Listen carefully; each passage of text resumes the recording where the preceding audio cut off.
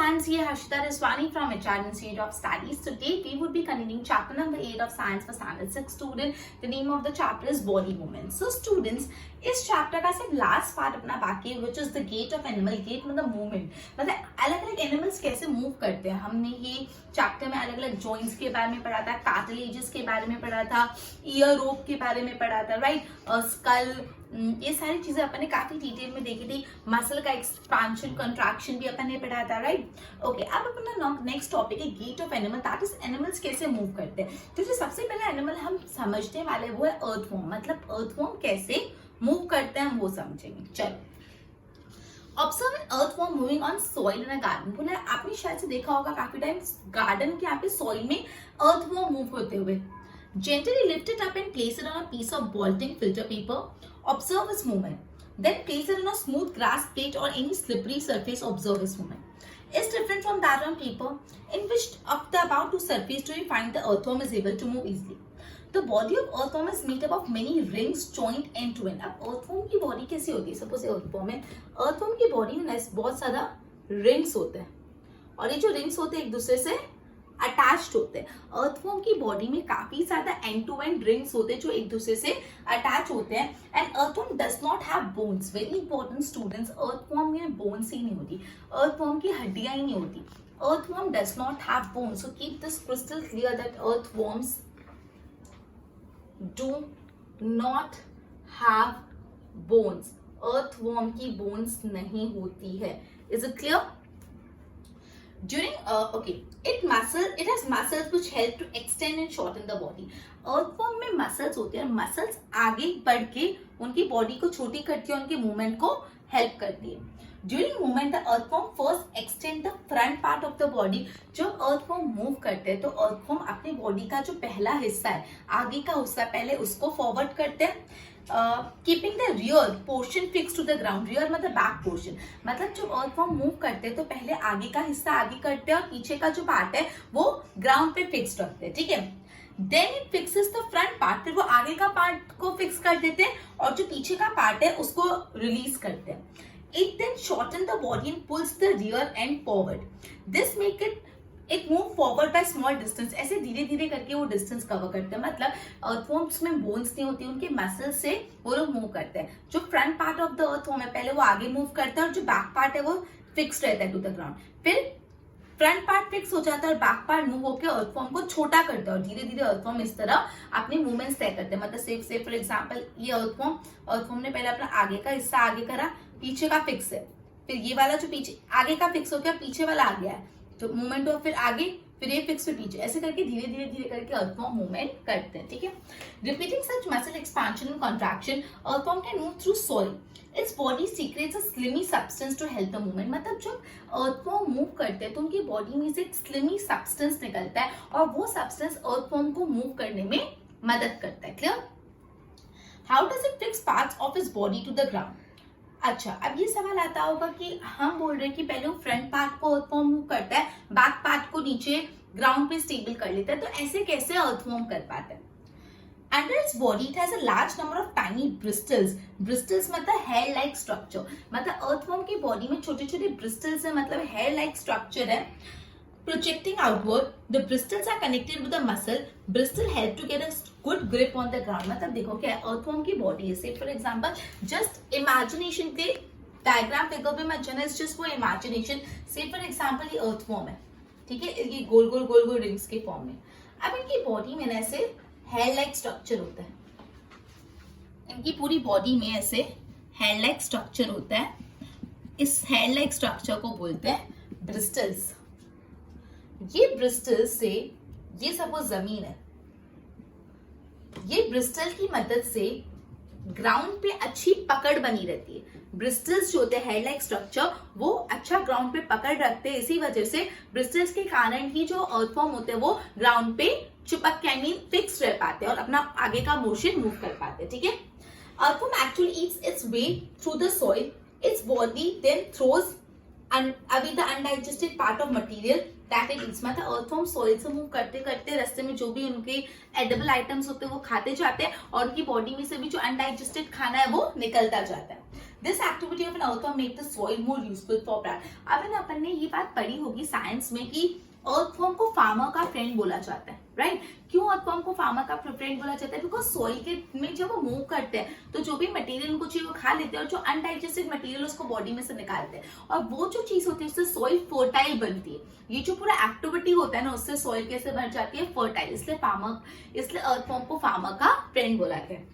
Okay, सो earthworm का movement पर एक बार क्विक रिकैप ले लेते हैं। अर्थवर्म की बॉडी रिंग जैसे कनेक्टेड होती है। अर्थवर्म में कोई बोन्स नहीं होती। तो अर्थवर्म मूव कैसे करते हैं? सबसे पहले अपना front part of the body को मूव करते हैं और जो रियर पार्ट है उसको जमीन से टिका के रखते हैं। फिर वो आगे के पार्ट को जमीन से टिकाते हैं और बैक पार्ट को मूव करते हैं, और इस तरह से धीरे धीरे वो शॉर्ट डिस्टेंस कवर करते हैं। ठीक है, ओके। फिर उसके बाद अपन ने पढ़ा कि ऐसे कैसे वो अपना बॉडी का पार्ट जमीन पे प्लेस कर पाते हैं। तो मैंने बताया कि जो अर्थवर्म होते हैं उनमें एक हेड लाइक स्ट्रक्चर होता है जिसको बोलते हैं ब्रिस्टल्स। ये ब्रिस्टल्स की मदद से जमीन पे अच्छा होल्ड आ पाता है अर्थवर्म की बॉडी का। अर्थवर्म क्या खाते हैं? सॉइल में जब वो चलते हैं तो जो भी उनका एडिबल आइटम होता है they consume it, and the waste product, the undigested part is removed from the body in the soil itself, and this entire process makes the soil fertile, and because of this reason earthworm are known as farmers friend. I hope clear हो गया। Okay, next जो हम animal का movement पढ़ेंगे that is snail. Snail का एक shell होता है।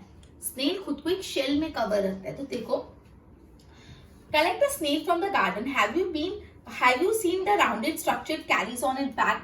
ये क्या होता है? उनका shell, and it is outer skeleton of the snail. जो शेल होता है, ये जो आप देख सकते हो, सपोज एग्जाम्पल ये सा स्नेल है, यहाँ पे किसका शेल होता है। ठीक है, ये शेल है ना उसकी बॉडी का आउटर स्केलेटन होता है। ठीक है, but it is not made up of bones. ये जो शेल होता है वो भी बोन से नहीं बनता। तो अगर आपसे पूछे the shell of the snail is made up of bone, so the answer is no. जो भी स्नेल का शेल होता है वो बोन से नहीं बनता।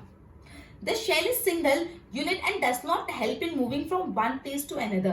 It has to be dragged around. अब ध्यान रखना, शेल एक सिंगल यूनिट है। जैसे अर्थवर्म की बॉडी में क्या अलग अलग सर्कुलर कॉइल्स थे, लेकिन शेल एक सिंगल यूनिट है। वो आगे मूव करने में मदद नहीं करती, बल्कि उस पार्ट को आगे खींच के लेके जाना पड़ता है। ठीक है, place the snail on the glass plate and watch it. When it starts moving, carefully lift the glass plate along with the snail over your head. Observe its movement. A thick structure and the head of the snail may come out of the opening. A thick structure and a head of the snail may come out of the opening in the shell. मतलब shell में अपना sir छुपा के रखते हैं और फिर अपना सर बाहर निकालते हैं। स्टिफ स्ट्रक्चर, ये जो थिक स्ट्रक्चर है वो उनका फुट होता है, एंड फुट किससे बनता है? स्ट्रॉन्ग मसल से। Now carefully tilt the glass plate. The wavy motion of the foot can be seen. Is the movement of snail slow or fast as compared to earthworm? वो आपको note करना है। ठीक है, तो स्नेल में सबसे पहले स्नेल की शेल के बारे में बताया। स्नेल का शेल उनकी बॉडी पे होता है, वो उनका आउटर स्केलेटन होता है, वो बोन से नहीं बना हुआ होता। ये जो स्नेल का शेल होता है वो एक सिंगल यूनिट होती है। वो क्या होता है? एक सिंगल यूनिट। वो मूवमेंट में करने में मदद नहीं करती, इनफैक्ट उसको ड्रैग करके लेके जाना पड़ता है। स्नेल अपनी बॉडी में से एक थिक स्ट्रक्चर निकालते हैं। वो थिक स्ट्रक्चर क्या होता है? उनका लेग, और उनकी लेग की मसल्स बहुत स्ट्रॉन्ग होती है जिससे वो मूवमेंट कर पाते हैं। क्लियर? तो अर्थवर्म और स्नेल का मूवमेंट पढ़ा अपन ने। Next is cockroach. कॉकरोच कैसे चलता है उसके बारे में पढ़ते हैं। बहुत आपने ऑब्जर्व किया होगा कॉकरोच का मूवमेंट, नहीं किया तो let us tell. Observe a cockroach. Cockroach walk and climb as well as flap. मैंने देखा है कॉकरोच चलते हुए तो दिखते हैं, काफी बार दीवारों पे कॉकरोच दिखते हैं, काफी बार उड़ते हुए कॉकरोच भी दिखते हैं, जैसे अपन डर जाते हैं उड़ते हुए cockroach. They have 3 pairs of leg. Cockroach के 3 pairs of leg होते हैं। 3 लेग नहीं, 3 pairs of leg, मतलब दो 6 लेग्स हो गए। सो याद रखना, जो कॉकरोच होते हैं उनके कितने लेग्स होते हैं? 3 लेग्स नहीं, 3 pairs of leg. These help them in walking. The body is covered with a hard outer skeleton. जो कॉकरोच की बॉडी होती है ना वो एक बहुत हार्ड आउटर स्केलेटन से कवर है। This outer skeleton is made up of different units joined together and that permit the movement. अभी जो उनका आउटर स्केलेटन है वो अलग अलग यूनिट से बना है। पता है, मैंने बताया था जो स्नेल का शेल है वो एक सिंगल यूनिट से बना है, इसलिए वो मूवमेंट में मदद नहीं करता। लेकिन कॉकरोच का जो आउटर स्केलेटन है ना वो अलग अलग यूनिट से बना हुआ, वो मूवमेंट करने में मदद करता है। बात बहुत ही अच्छे से समझ लेना। There are 2 pairs of wings attached to the breast. अब कितने pairs of wings होते हैं? 2 pair of wings जो उनके breast portion पे होते हैं। The cockroach have distant muscle. Those near the legs move the legs for walking. The breast muscle move the wings. When the cockroach fly, मतलब अलग अलग टाइप के मसल्स होते हैं। जो मसल्स उनके लेग पे होते हैं वो चलने में मदद करते हैं, और जो ब्रेस्ट पे होते हैं वो उनको उड़ने में मदद करते हैं। Clear?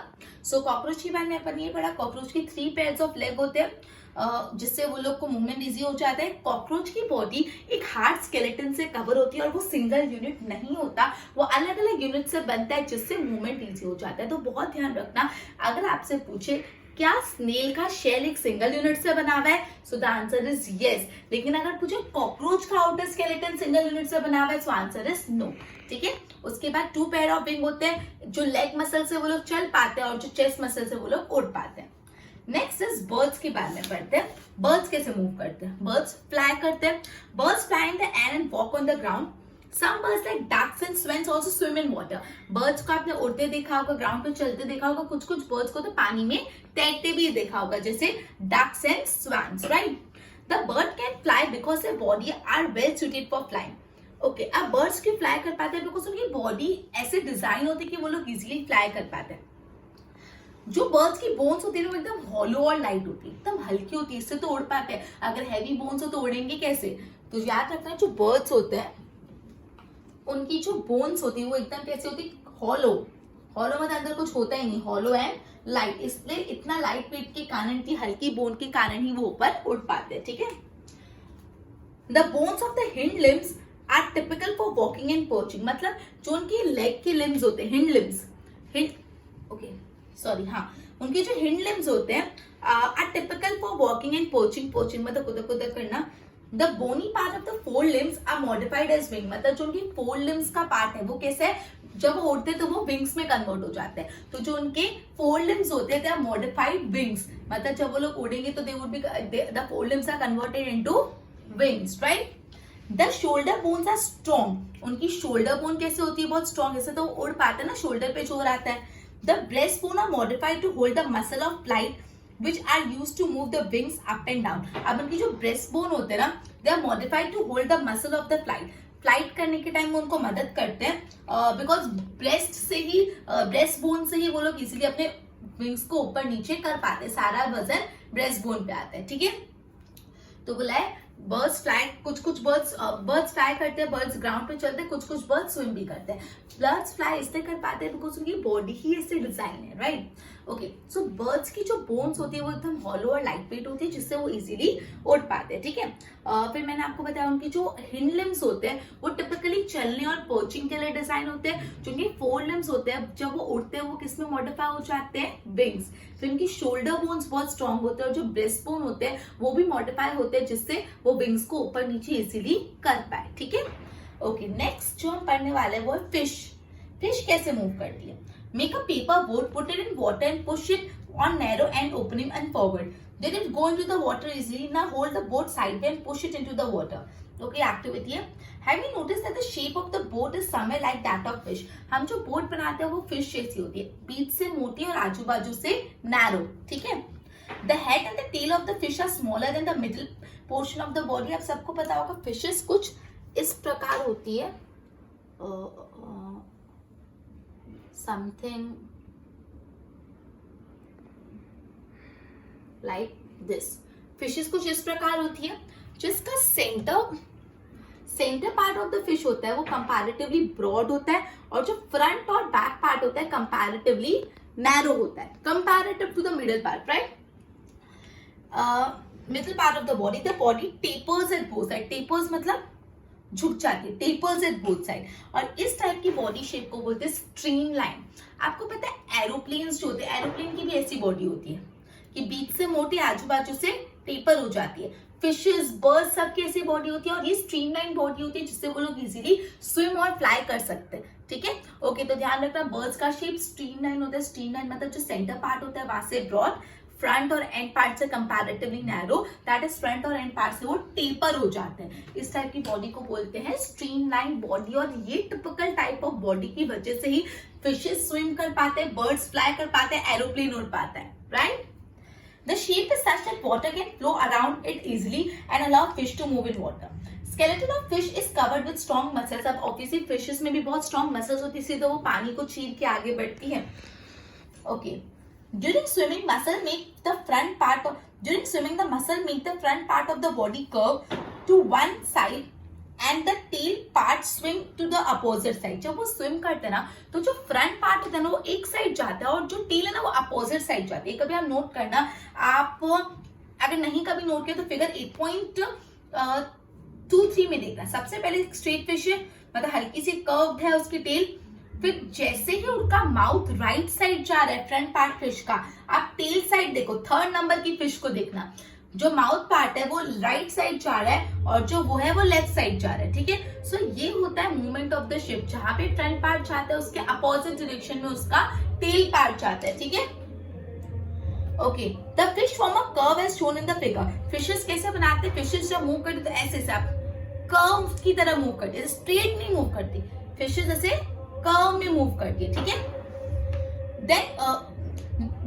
then quickly the body and tail curve to the other side.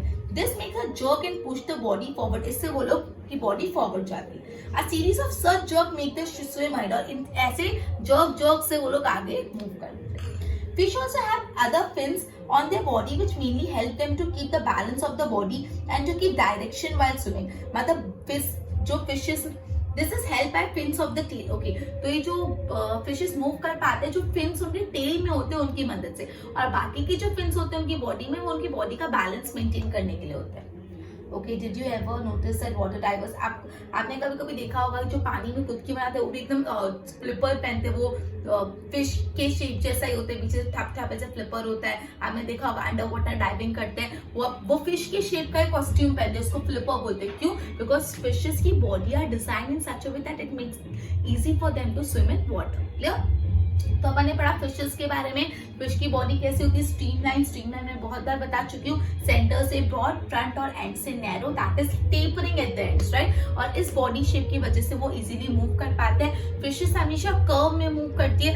अगर फ्रंट पार्ट राइट जा रहा है तो टेल पार्ट लेफ्ट जाएगा, एंड वो कर्व में मूव करते करते उनकी बॉडी को धक्का लगता है और वो आगे जाती है. ठीक है, ओके. फिर मैंने आपको बताया उनकी जो टेल में फिन होती है वो उनको कर्व करने में मदद करती है. ओके, उसके बाद हम पढ़ रहे हैं how do snake move. Snake कैसे मूव करते हैं? Have you scene snake slither? Does it move straight? Snake कभी भी आपने सीधा देखा है? आपको सबको पता है टेढ़ा मेढ़ा चाहता है. Snakes have a long backbone. ध्यान रखना, स्नेक की जो बैकबोन होती है ना बहुत लंबी होती है. They have many thin muscles. They are connected to each other even though they are far from one another. Muscles also interconnect the backbone, ribs and skin. मतलब जो स्नेक की मसल्स होती है वो उनकी बैकबोन को, स्किन को और उनके रिब्स को कनेक्ट करती है. The snake body curve into many loops. Many loops मतलब बहुत ऐसे चक्कर मारती है. Each loop of the snake give it a forward push by pressing against the ground. मतलब जैसे स्नेक ने एक लूप बनाया, उसकी बॉडी ग्राउंड से पुश होती है और उनको एक फॉरवर्ड जर्क मिलता है और वो आगे बढ़ पाते हैं. Since this long body make many loop, each loop gives it a push. अपन को पता है स्नेक की बॉडी में बहुत ज्यादा लूप बनते हैं और हर लूप से उनकी बॉडी को आगे जाने के लिए धक्का मिलता है, पुश मिलता है. ठीक है, the snake move forward very fast and not a straight line. मतलब स्नेक्स एकदम सीधा नहीं जाते, वो कर्व जाते हैं, अलग अलग लूप्स बनते हैं और हर लूप से उनकी बॉडी को आगे जाने का धक्का मिलता है. और स्नेक में इतने सारे लूप्स होते हैं तो इतने सारे धक्के से मुंह स्नेक फट करके आगे चले जाते हैं. Clear? We have learned about the use of bones, muscles, movement. पहली पूछा many questions in this sack about the different movement in animal. So must you be having many unanswered question buzzing in your mind. The ancient Greek philosopher Aristotle in his book The Gait of Animal. अब Aristotle थे एक Greek philosopher, उन्होंने एक book लिखी थी Gait of Animal. Asked himself these questions. Why do different animal have the body parts that they do have and how do, मतलब उन्होंने क्या क्या questions थे वो इसमें बताया गया. Okay, so many questions में कुछ इतना relevant नहीं है. Okay, so यहाँ पे हमने Gait of Animals, that is how do different animal move, ये पढ़ा. We have studied how earthworm moves, how snail move, how fishes swim, how birds fly and how snake slithers, right? So I hope बहुत ज़्यादा clarity आ गई होगी अब तक. So we have completed this chapter and we have also completed our term 1 syllabus with this 1 to 8 chapter we have completed, right? So before ending our section, I would be asking you some questions. and I hope you give correct answer. If not, you don't have to worry. You can always review the video and get the proper understanding, right? So let us begin with the question answer session.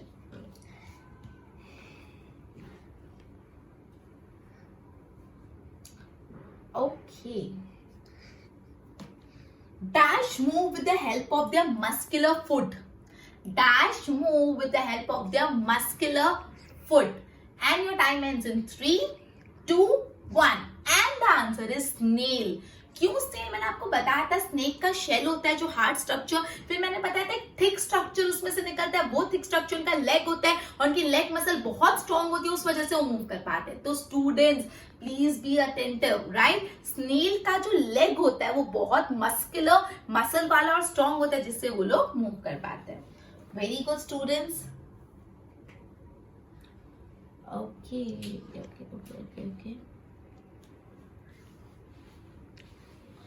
Dash slithers on the ground by making looping sidewards.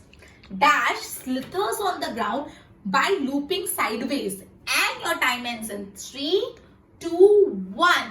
And the answer is snake. देखो slither word आया. Slither कौन करता है? Snake ही slither करता है. आगे का तो लूपिंग वूपिंग तो इग्नोर. स्लिथर कौन करता है? Snake. Okay.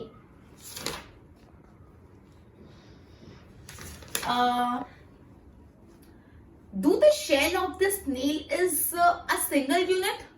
Is the shell of the snail a single unit? And your time ends in 3, 2, 1. It is yes. Snail का शेल एक सिंगल यूनिट है, लेकिन कॉकरोच का आउटर स्केलेटन एक सिंगल यूनिट नहीं है. इससे एक और क्वेश्चन याद आया.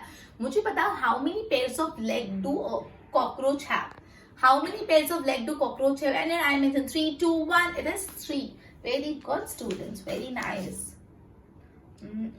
One more question and then we will be ending our session. Okay.